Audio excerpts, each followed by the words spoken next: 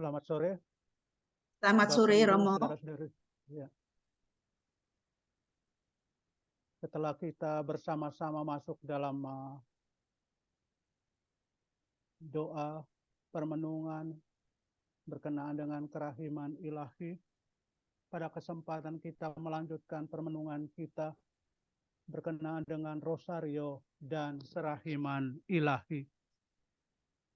Kita saat ini berada dalam bulan Oktober, bulan yang dipersembahkan kepada Maria sebagai Ratu Rosario. Dan tentu ini tidak bisa kita lepaskan dari peristiwa yang sangat indah ratusan tahun yang lampau berkenaan dengan kasih kerahiman Tuhan. Yaitu pada tanggal 7 Oktober 1571 terjadi pertempuran sengit antara pasukan Eropa dan pasukan Turki. Dalam hal jumlah pasukan dan persenjataan, pasukan Turki jauh lebih kuat. Paus Pius kelima lalu meminta orang Kristen Eropa untuk berdoa rosario, senjata rohani untuk mengalahkan musuh. Dan kemudian terjadi dalam pertempuran itu pasukan Eropa berhasil mengalahkan pasukan Turki. Itulah sebabnya Paus Pius kelima lalu melihat Maria sebagai sang pemenang melalui rosario. Dan kemudian dikenal sebagai Maria Ratu Rosario. Dan ini semua kita melihat bagaimana melalui rosario, melalui dan bersama Bunda Maria, kita mendapatkan bantuan kasih kerahiman Tuhan sendiri. Oleh karena itu keratuan Maria sebagai ratu ini, Ratu Rosario, tidak membuat kita menjauh atau Maria nampak jauh dari kita. Justru sebaliknya, Maria dekat dengan kita. Bagi seorang yang semakin dekat dengan Allah, dia justru semakin dekat dengan manusia. Orang yang sungguh bersatu dengan Allah justru akan semakin mencintai manusia. Itulah sebabnya kita alami dalam diri Maria. Ia bersatu dengan Tuhan dan membuat dia penuh kasih keibuan, memperhatikan kita anak-anaknya. Paus Benediktus ke-16 dalam ensikliknya mengenai Allah adalah kasih mengatakan, hidup para kudus tak terbatas hanya pada riwayat hidup mereka di dunia, melainkan mencakup hidup dan kerja mereka dalam Allah sesudah kematian. Dalam para kudus menjadi nyata, barang siapa pergi kepada Allah, tidak menjauhi manusia, melainkan justru sesungguhnya makin mendekatinya. Hal ini nampak paling jelas pada Maria. Deus Caritas S nomor 42. Sekali lagi kata-kata Paus Benediktus ini sangat indah. Barang siapa pergi kepada Allah tidak menjauhi manusia, melainkan justru sesungguhnya makin mendekatinya. Lalu Paus Yohanes Paulus kedua dalam surat apostoliknya mengenai rosario Santa Perawan Maria mengatakan, rosario adalah gema dari doa Maria. Rosario adalah magnifikat abadi untuk memuji karya inkarnasi yang menyelamatkan, yang dimulai dalam rahim Maria yang tetap perawan.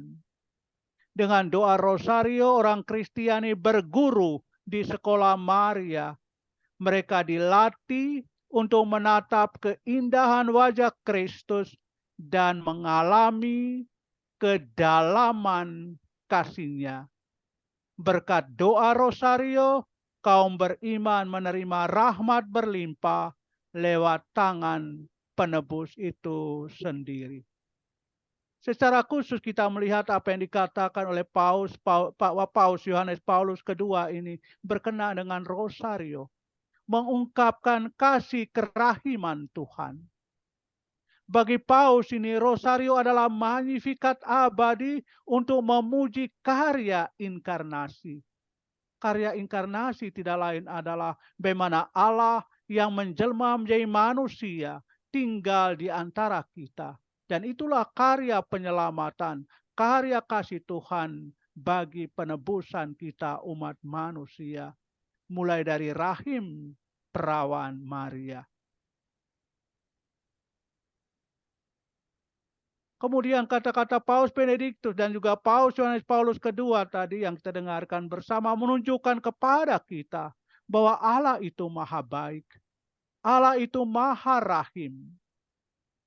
Dalam Injil Yohanes bab 3 ayat 16 dikatakan, demikian besar kasih Allah akan dunia ini, sehingga ia mengaruniakan anaknya yang tunggal, supaya setiap orang yang percaya kepadanya beroleh hidup yang kekal. Dan ini kita alami juga melalui Maria ketika ia menyatakan, ya aku ini hamba Tuhan, terjadilah padaku menurut perkataanmu. Maria mengandung dan melahirkan Sang Juru Selamat bagi kita. Tuhan membutuhkan apa yang paling kita butuhkan. Tuhan memberikan apa yang paling kita butuhkan dalam kehidupan kita adalah kerahimannya yang melimpah. Allah mempunyai proyek besar keselamatan, penebusan umat manusia. Saudara-saudari, apa yang kita renungkan dalam doa kerahiman tidak lain adalah itu proyek besar Allah, puncak misteri karya keselamatan, karya kerahiman Tuhan dalam kaitan dengan keselamatan kita umatnya. Oleh karena itu kita secara khusus kita alami dalam sejarah bagaimana Tuhan menolong kita dan melalui tangan kasih seorang ibu Maria. Ada dua peristiwa penting di Fatima, yaitu penampakan malaikat di tahun 1916 dan juga penampakan Bunda Maria tahun 1917 kepada ketiga anak gembala, Lucia, Franciscus, dan Jacinta. Saya kira saudara-saudari, Bapak Ibu tahu bahwa sebelum Bunda Maria menampakkan diri kepada ketiga anak, tahun sebelumnya malaikat sendiri sudah mempersiapkan ketiga anak ini untuk mendapatkan dan mendengarkan pesan penting dari Bunda Maria. Malaikat dan Bunda Maria memberikan pesan tentang kebaikan, tentang kasih, tentang kerahiman Tuhan bagi kita umat manusia. Apalagi yang sedang dirundung duka dan lara, yang dikuasai oleh dosa. Untuk apa? Panggilan kepada iman, panggilan kepada doa, dan panggilan kepada pertobatan. Untuk mendapatkan kasih, kebaikan, dan kerahiman Tuhan. Oleh karena itu kita melihat pertama bagaimana pesan malaikat yang disampaikan kepada Lucia, Franciscus, dan Jacinta dalam 3 kali penampakan di tahun 1916. Satu kali di musim semi, lalu musim panas, dan akhir September atau awal Oktober. Dalam penampakan pertama di musim semi itu, malaikat mengajarkan sebuah doa yang sangat indah. Ya Allahku, aku percaya, aku berharap, aku menyembah dan aku mencintaimu. Aku mohon pengampunanmu bagi mereka yang tidak percaya, tidak berharap, tidak menyembah, dan tidak mencintaimu. Ingat, aku mohon pengampunanmu. Berarti mohon kasih dan kerahiman Tuhan bagi mereka yang tidak percaya, bagi mereka yang berdosa, tidak berharap, tidak menyembah, dan tidak mencintaimu. Ingat apa yang dialami oleh Yesus, peristiwa salib yang juga merupakan buah dari kerahiman Tuhan. Karena apa? Karena manusia tidak bertobat. Karena berkenaan dengan mereka yang tidak percaya, tidak berharap, tidak menyembah, dan tidak mencintai Tuhan. Malaikat juga berpesan kepada mereka, berdoalah seperti ini. Hati Yesus dan Maria mendengarkan penuh perhatian terhadap doa-doamu. Ingat, hati Yesus dan Maria. Hati Yesus yang terluka karena dosa. Hati Maria yang juga terluka oleh dosa kita. Mendengarkan doa-doa yang dipanjatkan. Dan ini pesan kepada ketiga anak ketika mereka mendoakan tadi. Apa yang diajarkan oleh malaikat. Kata-kata malaikat itu begitu berkesan sehingga mereka tidak dapat melupakannya. Pesan kasih dari surga. Dan mana buktinya ketika mereka tidak dapat melupakannya. Doa tadi mereka hafal dan ulangi terus-menerus dalam setiap kesempatan. Oleh karena itu, doa tadi juga bisa kita pakai dalam kehidupan kita. Entah doa pribadi, atau juga mungkin doa bersama bisa tambahkan. Ya Allah, aku percaya, aku berharap, aku menyembah dan mencintaimu. Aku mohon pengampunanmu bagi mereka yang tidak percaya, tidak berharap, tidak menyembah, dan tidak mencintaimu. Lalu dalam penampakan kedua di musim panas tahun 1916, malaikat datang lagi dan berbicara dengan mereka. Malaikat lalu bertanya, apa yang sedang kalian lakukan? Lalu malaikat mengingatkan mereka, berdoa, berdoa. Hati Yesus dan Maria memiliki rencana penuh belas kasih. Hati Yesus dan Maria memiliki rencana penuh belas kasih kepadamu. Penuh belas kasih, penuh kerahiman, kasih kebaikan Tuhan yang akan ditunjukkan. Persembahkanlah doa dan korban terus-menerus kepada Allah yang Maha Kuasa. Persembahkan doa dan korban terus-menerus kepada Allah. Bukan hanya doa, tetapi juga korban. Penderitaan, sakit, penyakit, macam-macam hal yang bisa kita persembahkan kepada Tuhan. Ketiga anak itu lalu bertanya, bagaimana kami dapat melakukan hal itu? Lalu malaikat pun menjawab, dalam setiap tindakan yang kalian lakukan, persembahkanlah korban untuk memulihkan dosa-dosa yang menyakiti hatinya dan berdoa mohon pertobatan bagi para pendosa. Ingat apa yang kita doakan dalam doa kerahiman. Demi luka-luka Yesus yang pedih, sengsara Yesus yang pedih.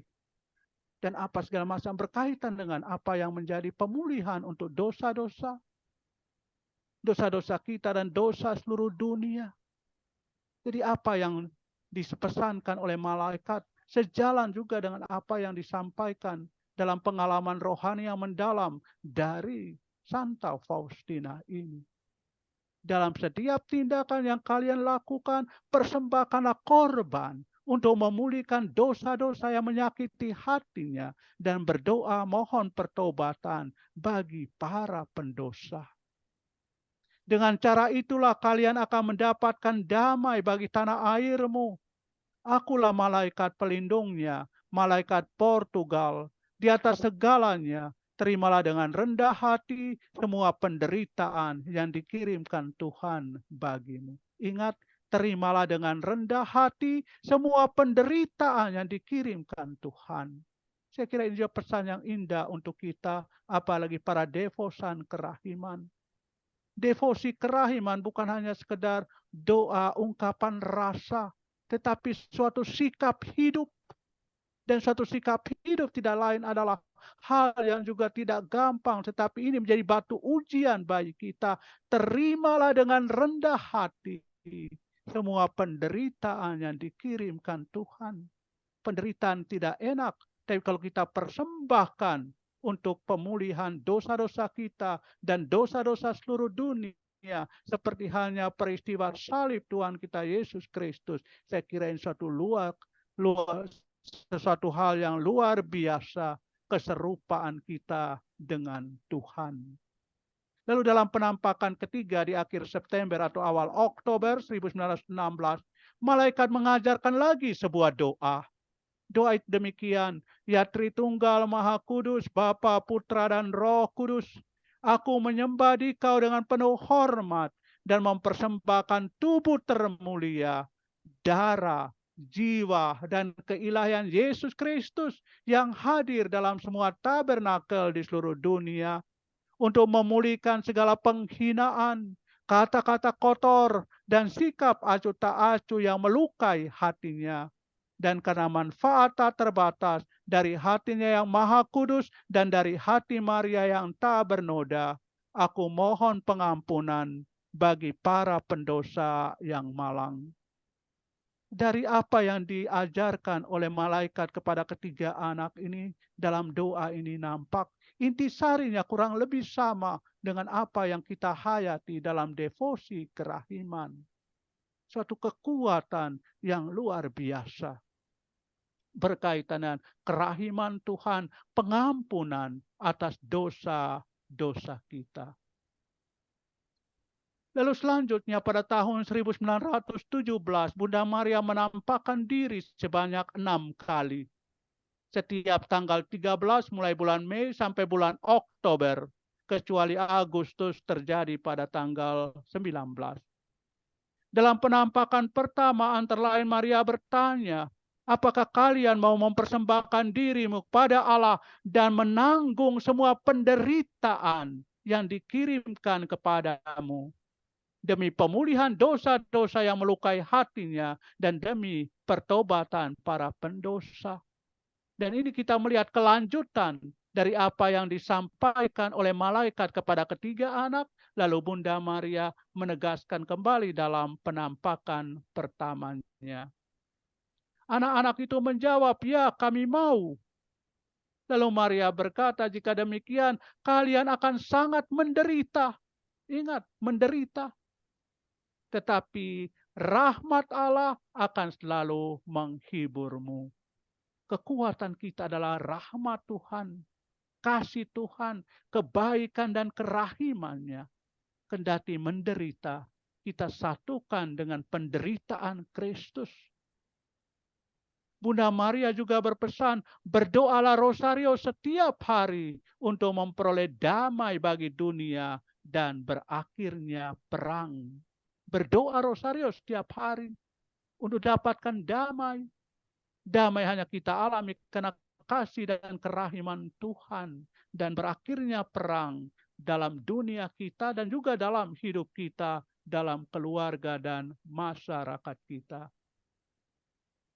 Lalu dalam penampakan kedua, 13 Juni, Lucia memohon kepada Bunda Maria agar dia membawa mereka ke surga. Bunda Maria lalu menjawab, aku akan segera membawa Yasinta dan Fransiskus, tapi engkau harus tinggal di sini lebih lama. Kita tahu bahwa Lucia akan tinggal di bumi ini dengan usia yang cukup panjang. Saya kira sampai dengan usia 98 tahun. Ia baru meninggal di tahun 2005 yang lalu. Dia hidup pada zaman kita. Yesus ingin agar engkau membuatku dikenal dan dicintai. Tuhan ingin dunia mengadakan devosi pada hatiku yang tak bernoda. Kepada mereka yang menghayatinya, aku menjanjikan keselamatan dan Allah akan mencintai jiwa-jiwa ini bagaikan bunga-bunga yang kuletakkan untuk memperindah taktanya. Lalu dalam penampakan ketiga, ini perlu kita perhatikan bahwa Bunda Maria juga memperlihatkan api neraka kepada ketiga anak. Dan penglihatan mengenai neraka itu begitu menakutkan, sehingga Lucia mengatakan, andaikan mereka tidak dijanjikan surga, penglihatan neraka ini seakan-akan membuat mereka mati ketakutan. Tetapi kita tahu Allah Maha Rahim, memberikan kasih dan pengampunan bagi umatnya. Sesudah memperlihatkan api neraka, lalu Bunda Maria berkata, kalian baru melihat neraka, kemana jiwa-jiwa para pendosa yang malang pergi. Untuk menolong mereka, Allah ingin mengadakan devosi pada hatiku yang tak bernoda di dunia. Jika mereka melakukan apa yang aku katakan kepadamu, banyak jiwa akan diselamatkan dan mereka akan memiliki damai. Bunda Maria juga menegaskan bahwa banyak orang masuk neraka karena tidak ada yang mendoakan mereka. Maka dengan doa rosario antara lain, kita juga menolong banyak jiwa untuk mendapatkan kasih dan kerahiman Tuhan. Bunda Maria juga berpesan, ketika kalian berdoa rosario, setelah setiap peristiwa ucapkanlah, ya Yesus yang baik, ampunilah dosa-dosa kami, selamatkanlah kami dari api neraka, dan hantarkanlah jiwa-jiwa ke dalam surga, terutama mereka yang sangat membutuhkan kerahimanmu. Saya kira kita semua juga tahu doa rosario. Dan ini salah satu doa yang diajarkan oleh Bunda Maria di Fatima dalam penampakan yang ketiga 13 Juli 1917 setelah ia memperlihatkan api neraka. Maka itu kita juga melihat bahwa doa yang sangat indah ini juga mengungkapkan betapa Tuhan itu Maha Rahim. Upah dosa adalah kematian, tapi kerahiman yang luar biasa justru mau membawa kita kepada kehidupan. Yang diminta dari kita adalah pertobatan, kembali mengalami kasih Tuhan di dalam kehidupan ini. Lalu dalam penampakan keempat 19 Agustus, Bunda Maria berpesan, berdoa, banyaklah berdoa dan persembahkanlah korban silih bagi para pendosa. Banyak jiwa masuk neraka karena tak seorang pun melakukan silih dosa bagi mereka. Bunda Maria mengingatkan kita untuk berdoa, melakukan silih, untuk membantu banyak orang. Barangkali juga membantu diri kita, orang-orang yang kita cintai, untuk memperoleh kasih dan kerahiman Tuhan. Lalu dalam penampakan kelima 13 September 1917, Bunda Maria berpesan, teruslah berdoa rosario untuk mengakhiri perang. Pada bulan Oktober Tuhan juga akan datang. Santa Perawan Maria, Bunda berduka cita, dan Maria dari Gunung Karmel, serta Santo Yosef dan kanak-kanak suci. Semuanya akan datang untuk melimpahkan berkat mereka ke atas dunia. Allah yang Maha Kuasa berkenan dengan korban silimu. Nanti dalam bulan Oktober, dalam penampakan terakhir, pada bagian terakhir dari Bunda Maria juga akan tampil dalam 3 rupa. Bunda Maria berjubah putih dan bermantel biru, lalu Bunda berduka cita, lalu Maria dari Gunung Karmel, yang mengungkapkan 3 peristiwa doa rosario pada zaman itu, peristiwa gembira, peristiwa sedih, dan peristiwa mulia. Bunda berduka cita tentu berkait dengan peristiwa sedih. Maria dari Gunung Karmel berkaitan dengan peristiwa mulia. Karena ini juga berkaitan dengan soal surga dan neraka. Karena dalam penampakan Bunda Maria kepada Santo Simon Stock pada tanggal 16 Juli 1251, Bunda Maria menegaskan demikian. Terimalah skapulir suci ini.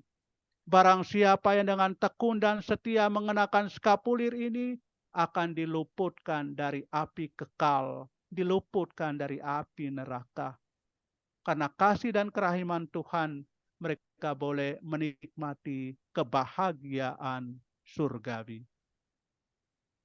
Lalu dalam penampakan ke-6, Bunda Maria berkata, aku memintamu membangun sebuah kapela di sini untuk menghormatiku. Akulah Ratu Rosario Suci.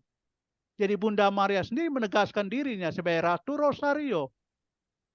Setelah beratus-ratus tahun sebelumnya, teristimewa tahun 1571, Paus Pius V menetapkan sebagai Maria sebagai pertolongan orang Kristen, sang pemenang karena kekuatan Rosario. Lalu Paus Gregorius ke-13 menetapkan sebagai Maria Ratu Rosario. Tapi kemudian Bunda Maria sendiri dalam penampakan di Fatima 13 Oktober menegaskan dirinya sebagai Ratu Rosario.